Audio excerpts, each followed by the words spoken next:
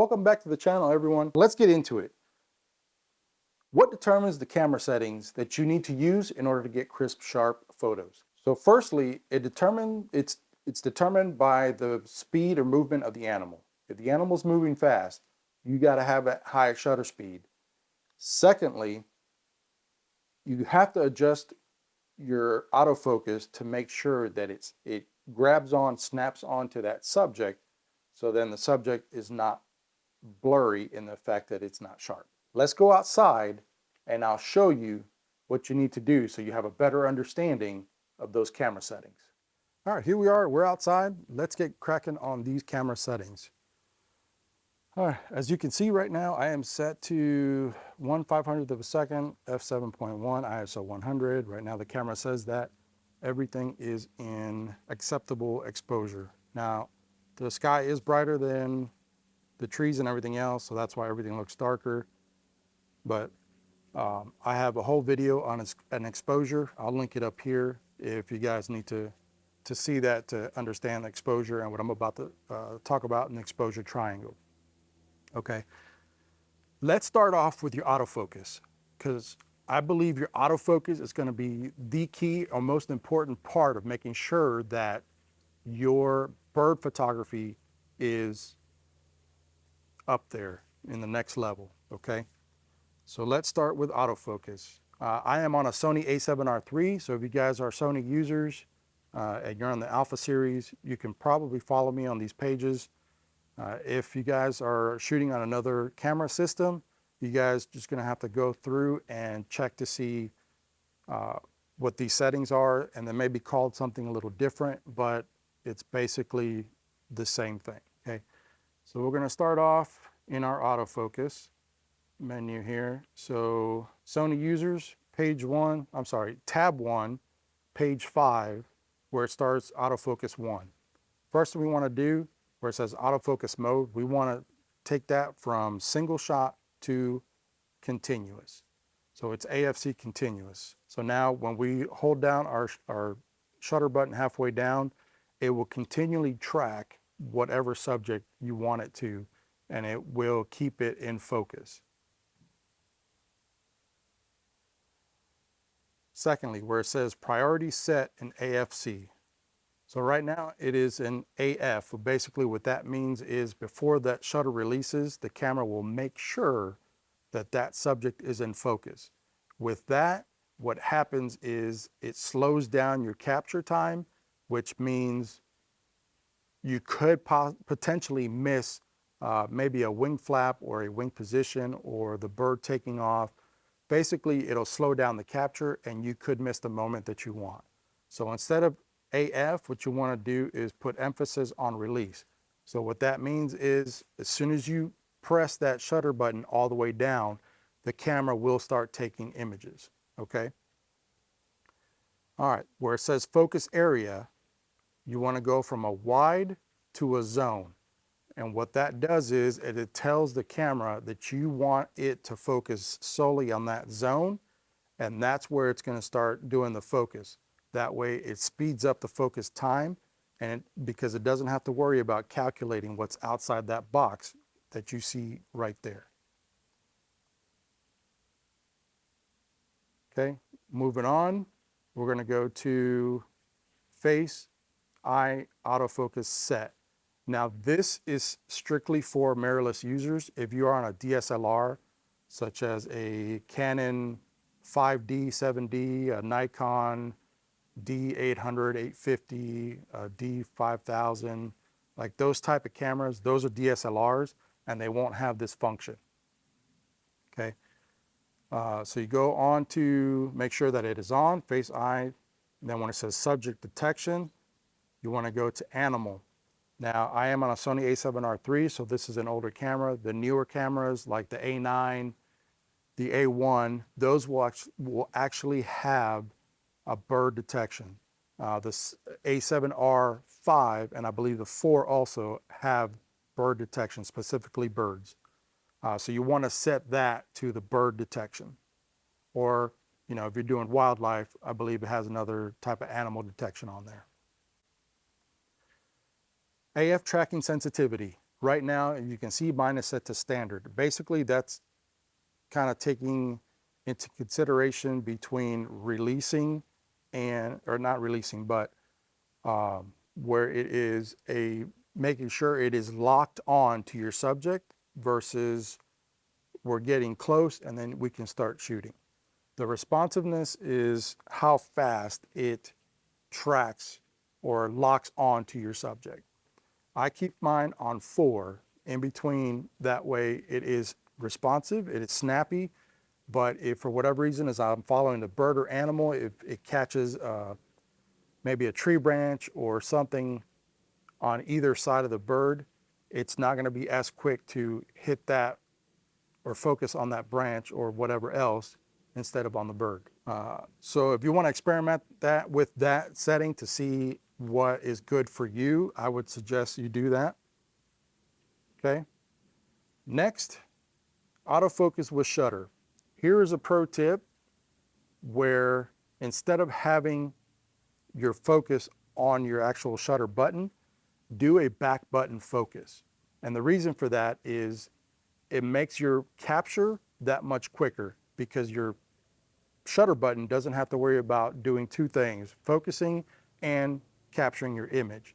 So if you use your back button, then your shutter button, as you press it, it will quickly release and you can capture that bird or animal in action, whether it's getting ready to fly off, whether it's hunting like an eagle or an osprey diving into a lake. Like it will be responsive when you actually press the shutter button. So on here, we turn it off, and then we set the back button focus. So to do that,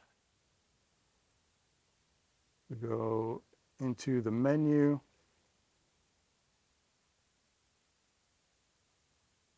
I believe it's page 2. All right, so it's tab 2, page 8 for you Sony users where it says custom key. That very first one, it's got that mountain looking one. That is where you can set your custom buttons, okay? On mine, I have my back button focus set to the AEL button.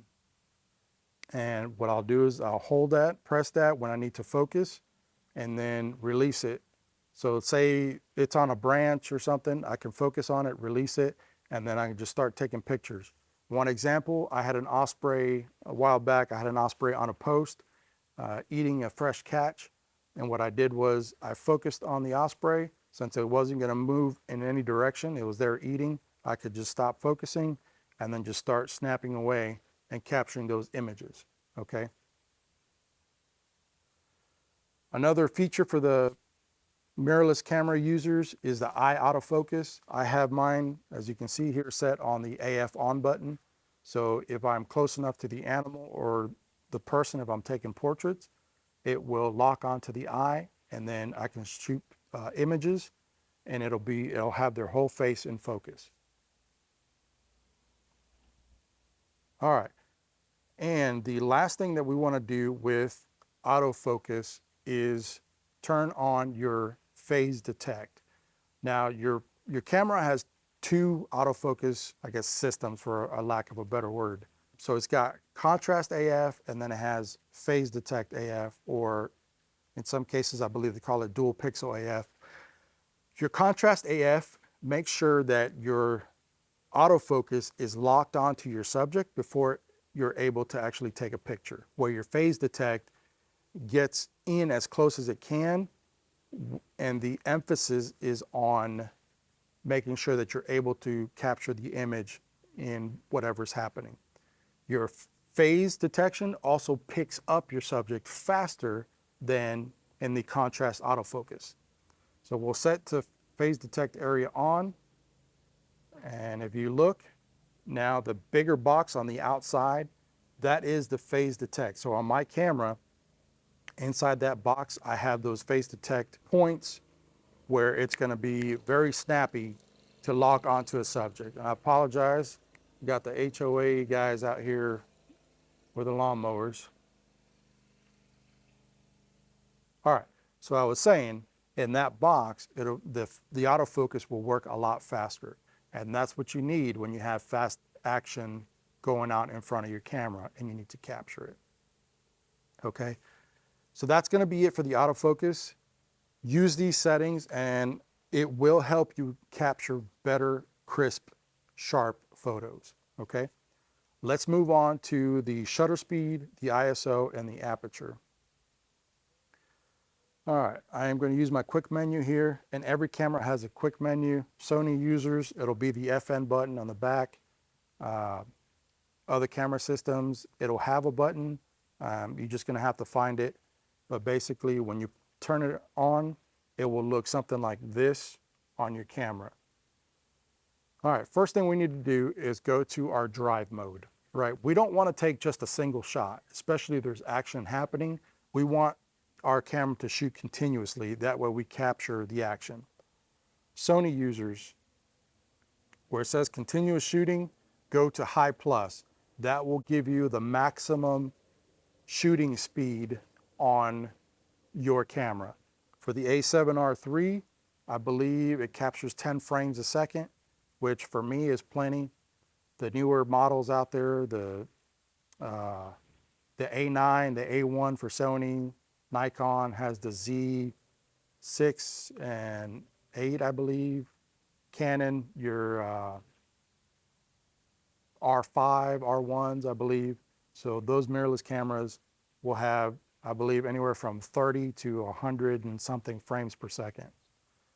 That is great, that's awesome. However, remember, when you get back home and you download those photos, you're gonna have to go through them. So for me, I'd rather go through a couple hundred versus a couple thousand, but that's up to you. That's how, however you guys wanna shoot it. But you wanna capture as much as you can, especially for me, I love it when birds take off and land. They get into some unique postures, especially their wings, and I love to capture that, okay? So, oops, let's go back to, there we go, our quick menu. So we set our drive mode up to high plus, and that way we capture as many frames as we can.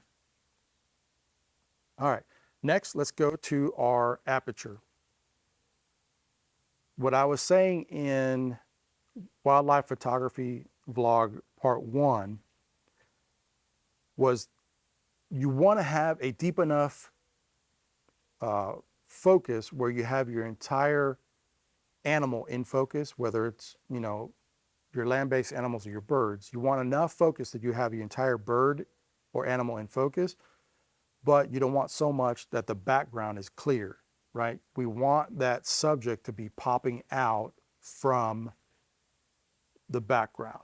So for me, I typically, so it also depends on your lens, right? So right now I have on my 70 to 200, which goes as wide as 2.8.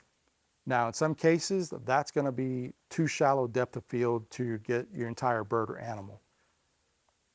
On my 200 to 600, the widest I can open it up is 6.3, which at close range, you're still going to have a lot of the background in focus.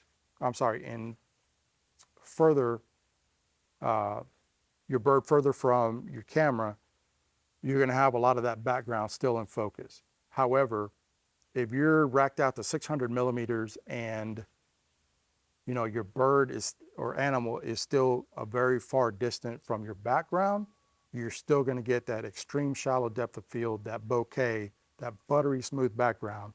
Okay, and I have a video, I'll link it up here, on how to get buttery smooth backgrounds, that bokeh, and I explain how your environment and how things are set up and how you get that background.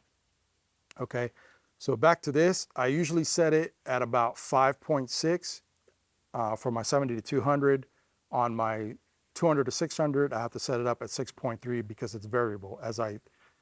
For instance, the widest it goes is 5.6, but as soon as I get from 200 to 300 millimeters, it goes from 5.6 to 6.3.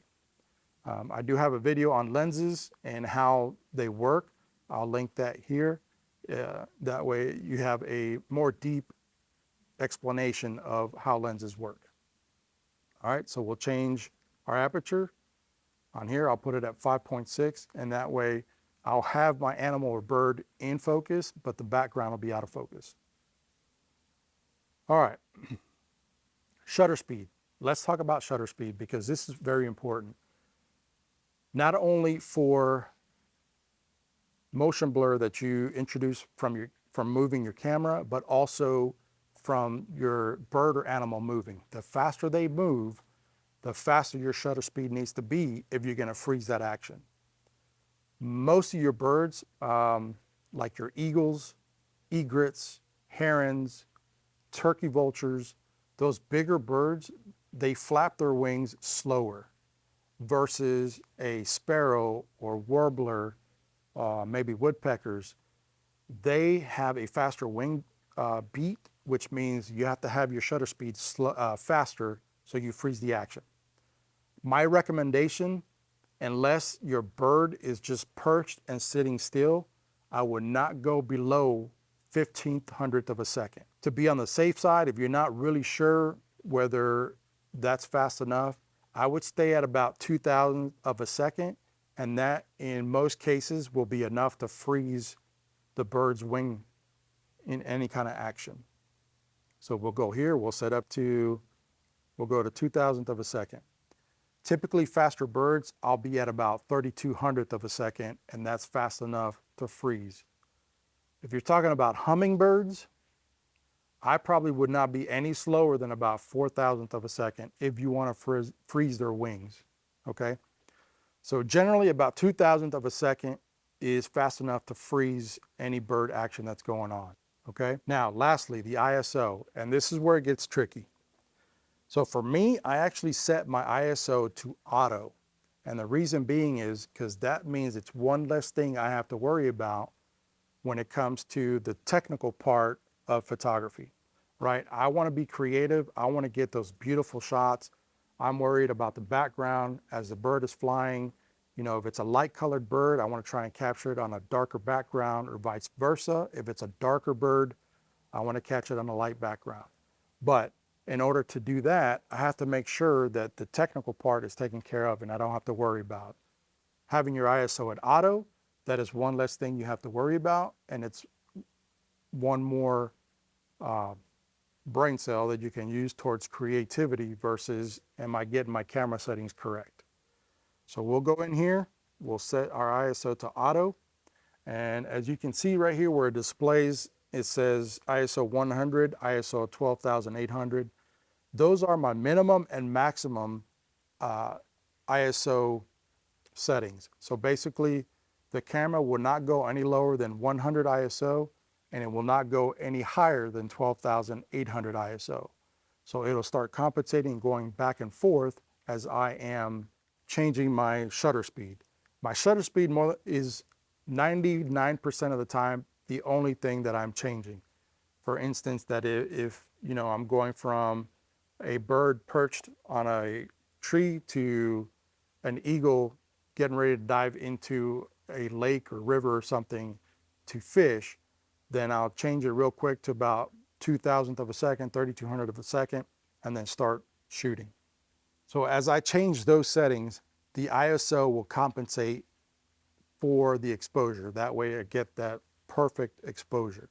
So if we look on here right now, it says plus or minus 0.0, right? And then as I change my shutter speed, it will change the ISO. And as you can see here where it says ISO auto is blinking, that's telling me that it needs to go below ISO 100, right? If that's the case, then you need to change your shutter speed to compensate for that. Now, every camera has an exposure value button, so you can change it. So for instance, right now it's flashing at me saying it's too dark, or the ISO is not dropping low enough. Then I can change the exposure value real quick with that button, as you saw me do here. Now I'm at +1, and my ISO is now good at 100, right? And the reason why it's telling me that is if I keep dropping my shutter speed at 1/60th of a second, that's letting in a lot of light. And if my ISO can't drop any further, then it starts blinking at me, telling me, hey, it's gonna be too bright, okay?